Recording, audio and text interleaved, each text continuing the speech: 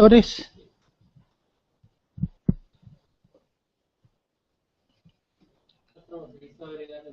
Ah, Anita va a ser. Ah, ya.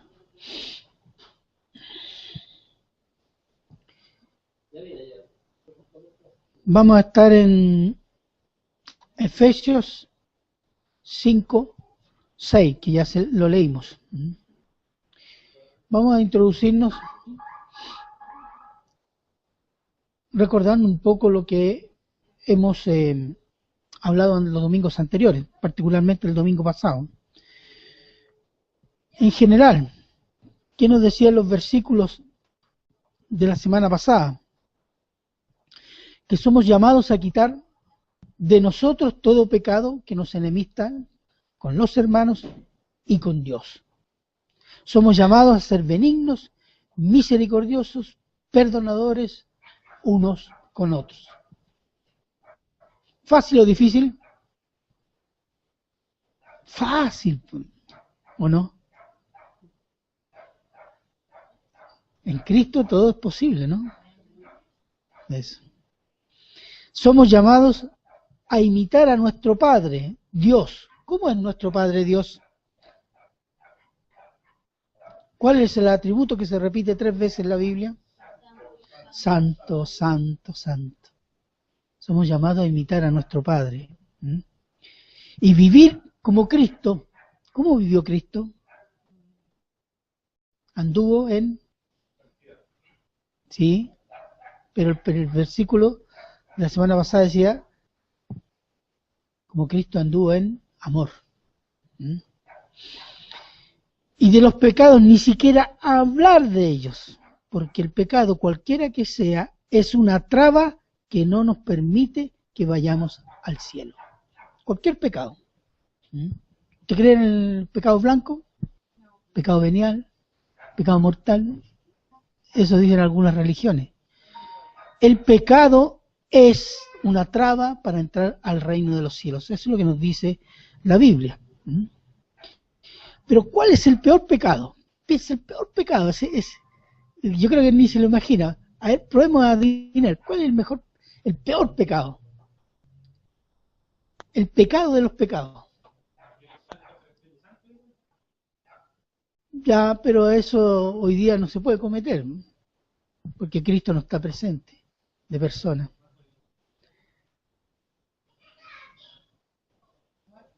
¿La muerte? ¿Ah? ¿Matar? No. El pecado de los pecados, ¿sabe cuál es? Por ahí va acercándose. La mentira. La mentira. Porque la mentira cubre, justifica y hasta embellece el pecado. ¿O no? Y no permite ver la dimensión del pecado y sus consecuencias. El autor de la mentira, ¿quién es el autor de la mentira? El diablo, ¿cierto? Apela a nuestro corazón. ¿Cómo es nuestro corazón? ¿Qué dice Jeremías? Es engañoso. Y estimula nuestro amor propio, nuestro amor a sí mismo, a nuestros sentimientos de ternura, de modo que estemos centrados en nuestro inagotable ego. ¿Se ha fijado en esto? Vamos a ver 2 versículos, Juan 8:44. Y después la otra hermana, 2 de Timoteo 3:1-2.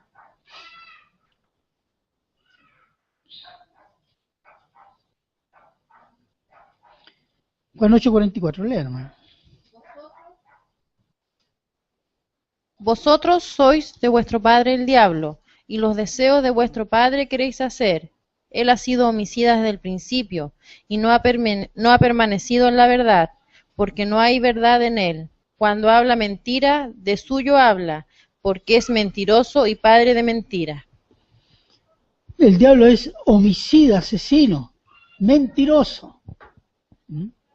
Ustedes saben que hay un libro satánico, una Biblia satánica, que en una de sus introducciones dice: yo nunca mandaría a mi hijo a morir en una cruz. Yo amo a mis hijos. no les hago ese mal.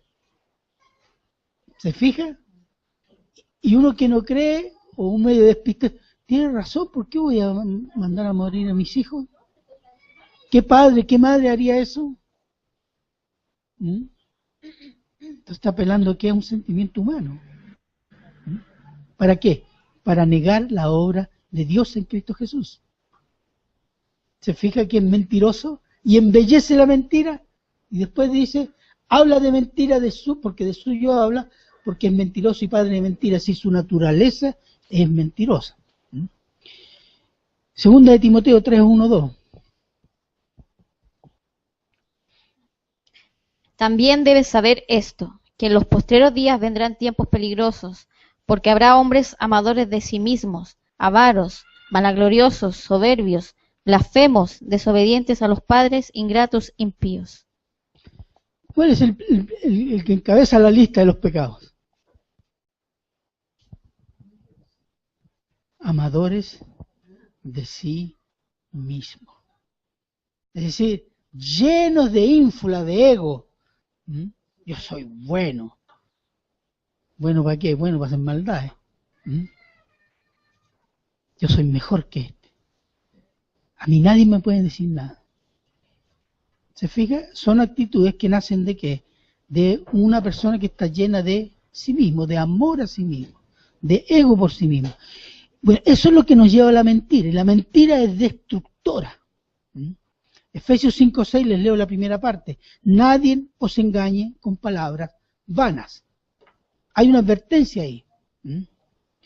Palabras vanas. Vana significa inútil, sin provecho. Palabras inútiles que no edifican, sino que destruyen. El engaño, la mentira, destruye. Y la mentira usa palabras que no dan provecho. Palabras de engaño. ¿Cuáles pueden ser las palabras de engaño? Vamos a ver varias. Son las que dicen que la homosexualidad, por ejemplo, que hablé esta semana de eso, es natural. Según el movimiento gay, la homosexualidad no es pecado. Es parte de la naturaleza. Y amar a otro hombre o amar a otra mujer, mujer con mujer, es amor. Y como Dios es amor, entonces la homosexualidad no es pecado. ¿Usted cree que es broma? Yo vi un debate por internet sobre eso, y esos eran los argumentos. Y se la tiraba al cristiano diciendo, ¿viste que Dios es amor? Y vos no tenías amor, eso le está diciendo.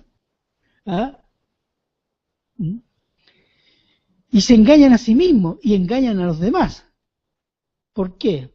Porque hay algo que no se recuerdan y no quieren ver. Como el juicio de Dios sobre el pecado existe. Y sobre ese pecado en la Biblia hay un testimonio. La desaparición de Sodoma y Gomorra bajo el fuego habla claro de lo que opina Dios sobre la homosexualidad. De barrer. Digan lo que digan. Ahí está. Ahí está el testimonio de las Escrituras. Eso es una palabra vana, que engaña y lleva a la destrucción a las personas. También es vano y engañoso aceptar la idea de que Dios tolera el pecado y que todos van al cielo, como lo declara, por ejemplo, ¿qué iglesia o qué religión dice que todos van a ir al cielo? Porque es la católica. La católica romana dice, al final, todos van a ir al reino de Dios.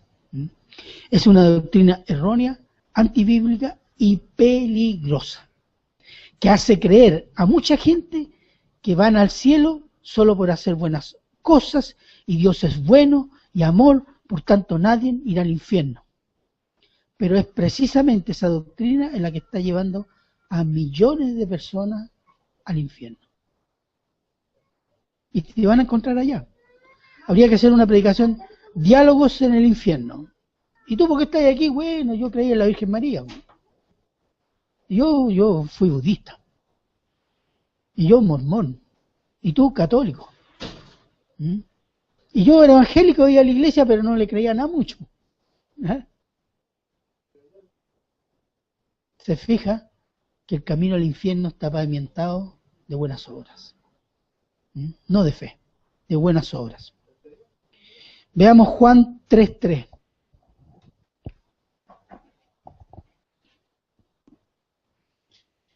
Respondió Jesús y le dijo: de cierto te digo, que el que no naciere de nuevo no puede ver el reino de Dios. Eso es. El que no nace de nuevo no entrará en el cielo, no verá el reino de Dios, ni siquiera de lejos. ¿Qué significa nacer de nuevo? Nacer de nuevo es por la fe en Cristo Jesús, que somos perdonados y lavados de nuestros pecados, convertidos a una nueva naturaleza por el poder del Espíritu Santo. En teología se llama la regeneración, en que el Espíritu Santo nos da una nueva naturaleza. Esa nueva naturaleza en nosotros, ¿qué nos lleva? A odiar el pecado y a amar las cosas de Dios.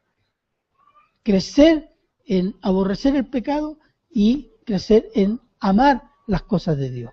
Amar su iglesia, amar a los hermanos, amar la palabra, amar estar con Dios.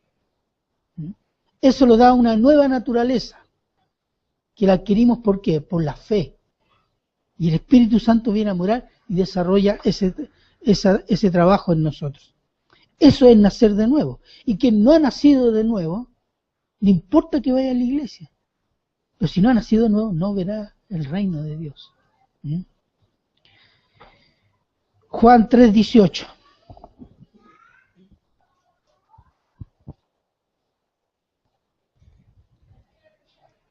El que en él cree no es condenado, pero el que no cree ya ha sido condenado, porque no ha creído en el nombre del unigénito Hijo de Dios. El único en su género, el Hijo de Dios, Cristo.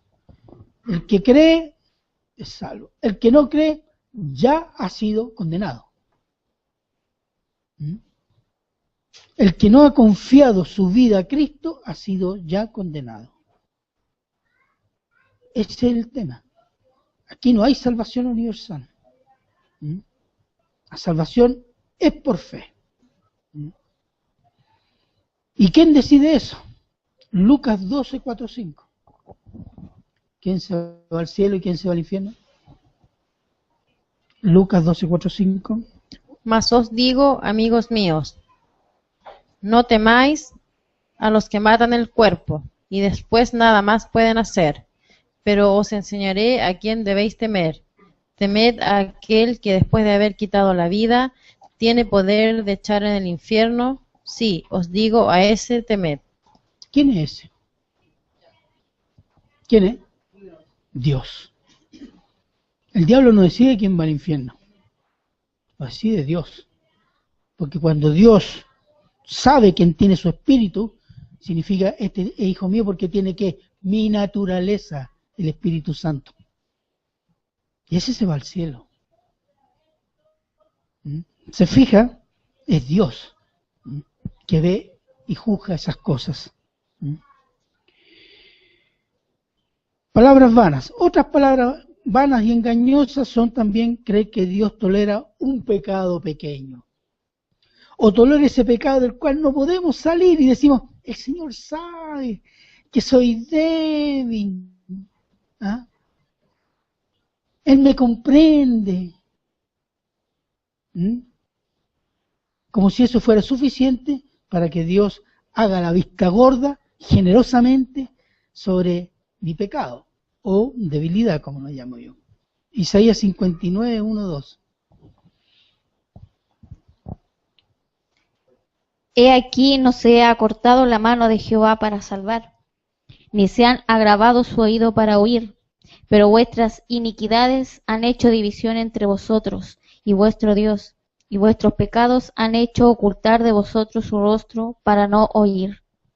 Dios está siempre disponible a dar misericordia, a oír. Pero dice, pero el pecado ha hecho división entre usted y yo. Es una barrera. Así que, hermanos, por los incrédulos lo entendemos, pero estoy hablando de los hermanos cristianos. Cuidado. Tal vez ese pecado, por ser creyente genuino, no nos va a hacer perder la salvación, pero sí muchas bendiciones y Él nos va a disciplinar. Y a veces la disciplina del Señor para el Hijo es dura, porque quiere que seamos como Él, santos. Dice Hebreos, Él nos disciplina para santidad. Así que no cultive el pecado regalón, como decía el pastor Rodrigo, no lo cultive. Busque, ore, clame al Señor por ese pecado. Amárrese al Señor. Tenga mayor comunión con el Señor, más palabras, más oración, luche con lo que el Señor le ha dado. Y verá que el Señor va a dar la victoria. Palabras vanas son también decir a una persona que es salvo, porque una vez hizo una oración de fe, pero su vida no ha cambiado. No hay frutos de santidad, según lo que ha estipulado Dios en su palabra. Mateo 7, 21 al 23. No todo el que me dice, Señor, Señor, entrará en el reino de los cielos, sino que el que hace la voluntad de mi Padre que está en los cielos. Muchos me dirán en aquel día, Señor, Señor, ¿no profetizamos en tu nombre, y en tu nombre echamos fuera demonios, y en tu nombre hicimos muchos milagros? Y entonces les clamaré, nunca os conocí, apartados de mí, hacedores de maldad. Qué terrible eso. Mucha gente que dice, no, yo conozco al Señor. Amén. Pero el Señor lo conoce usted. Ese es el tema. Es como el fanático de un artista extranjero. Le conoce toda su vida, sus amantes, lo que les gusta vestir, lo que les gusta comer. Pero el cantante no lo conoce, ese artista no lo conoce usted. A veces esa relación tenemos con Dios. Que lo conocemos y leemos, pero Él no nos conoce. Trabajamos incluso para el Señor, evangelizamos, Señor, ¿no es?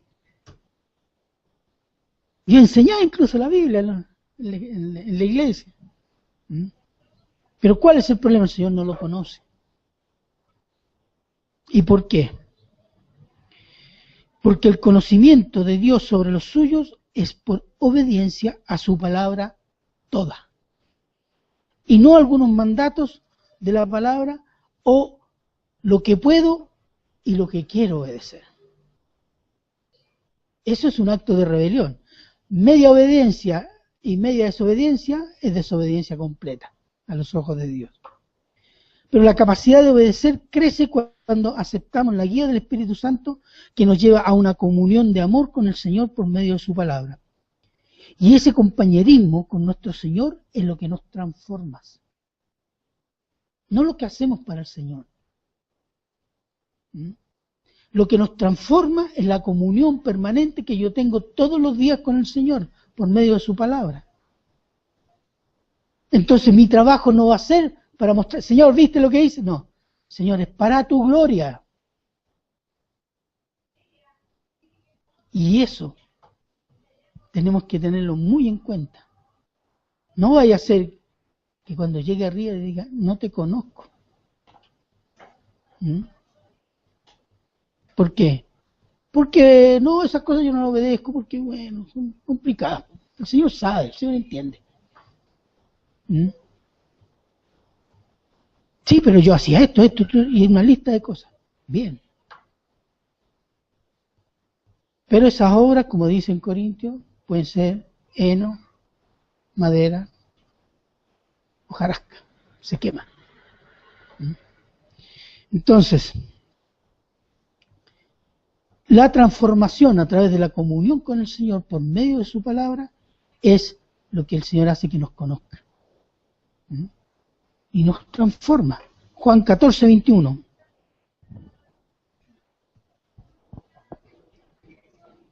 El que tiene mis mandamientos y los guarda, ese es el que me ama. Y el que me ama será amado por mi Padre. Y yo le amaré y me manifestaré a él.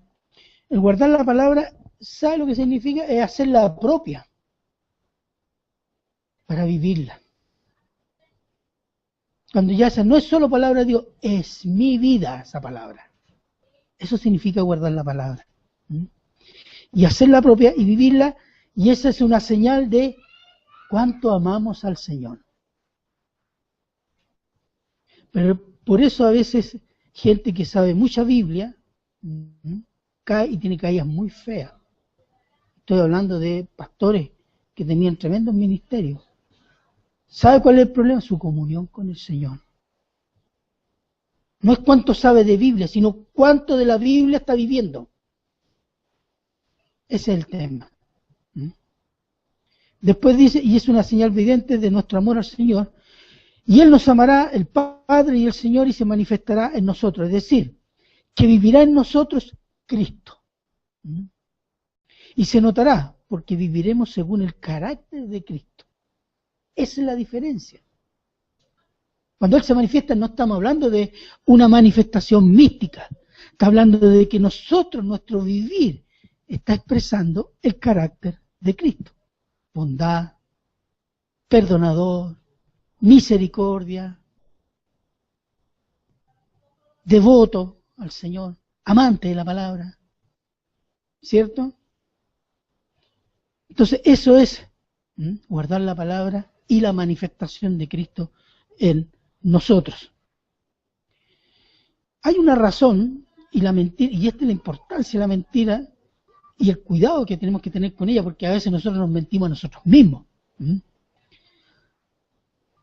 La razón por la cual el mundo se autoengaña con palabras vanas en relación al pecado, cuestión que a veces nosotros caemos, los cristianos, tolerando nuestros propios pecados, es porque no conocemos la santidad de Dios. Cuán grande, cuán santo es Dios. Y no conocemos la santidad de Dios por otra razón, porque desconocemos la profundidad de nuestra naturaleza pecaminosa. Yo le voy a mostrar cómo, yo trataba de buscar un ejemplo de cómo Dios ve el pecador. Un ejemplo. Y en la Biblia hay una enfermedad que se cita varias veces, que puede representar lo horrible y asqueroso que es el pecado para Dios. Y es la enfermedad de la lepra. ¿Ustedes conocen la lepra? ¿Saben lo que es? Bueno, yo se la voy a describir. La lepra es una enfermedad que destruye el cuerpo de adentro hacia afuera. Y lentamente los órganos se deforman. Las manos, los dedos, la cara, el cuerpo, las piernas, los dedos se deforman así, adquieren un color y una forma horrible. Y se desprenden del cuerpo. Se salen solos. Los dedos, que son los más externos, de la mano, los pies, la nariz, las orejas, la lengua, los dientes, los genitales, los ojos, después los brazos, las piernas. Y a medida que sucede eso, el cuerpo se va haciendo más duro e insensible. Un leproso no siente el fuego que está quemando. Si usted le puede dar un corte, no lo siente. Insensible completamente, porque eso es carne muerta. Y despide un olor putrefacto. Un olor que se siente a cuadras incluso. En la antigüedad, por eso aislaban a los leprosos. Y los vendaban para que los órganos no se cayeran al suelo. Y la parte donde caían el órgano, salía sangre y pus.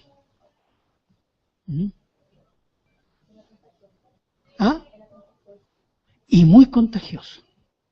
Usted tocaba así un leproso, usted tenía 99% de posibilidades de ser contagiado.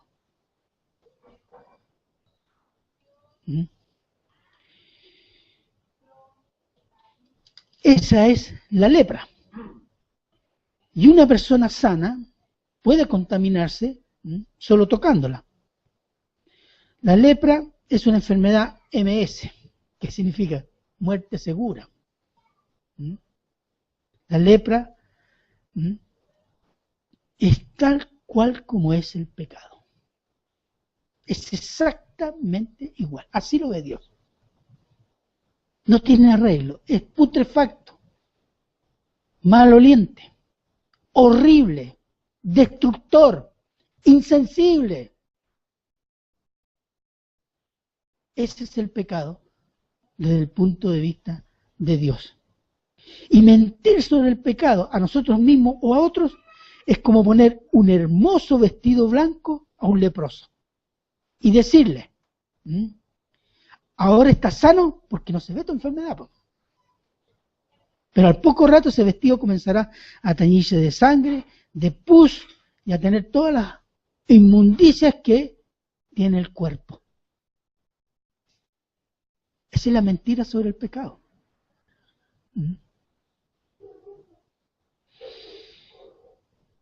Y queda contaminado, queda como trapo inmundo. La doctrina que declara que somos salvos por buenas y justas obras que Dios tiene que tomar en cuenta es un gran mentiroso. Y el diablo es el promotor de esa mentira. ¿Qué dice Isaías 64:6? Si bien todos nosotros somos como suciedad, y todas nuestras justicias como trapo de inmundicia, y caímos todos nosotros como la hoja, y nuestras maldades nos llevaron como viento. Vuestras justicias, o sea, todo lo bueno que tú hagas como pecador, para Dios son trapos de inmundicia. Los trapos de inmundicia son los trapos que envolvían a los leprosos.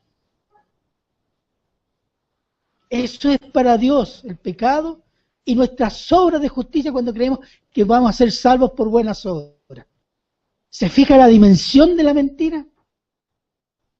Y todos sabemos que la Biblia dice que la salvación es por fe en Cristo Jesús.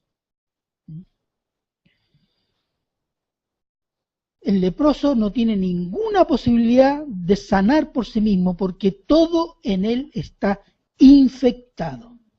Y es lo mismo con el pecado. El pecador no puede salvarse a sí mismo porque él es todo pecado. Solo una intervención externa al leproso y al pecador pueden sanar y salvar al pecador. Esa es la dimensión de nuestra naturaleza pecaminosa. ¿Cómo lo ve Dios?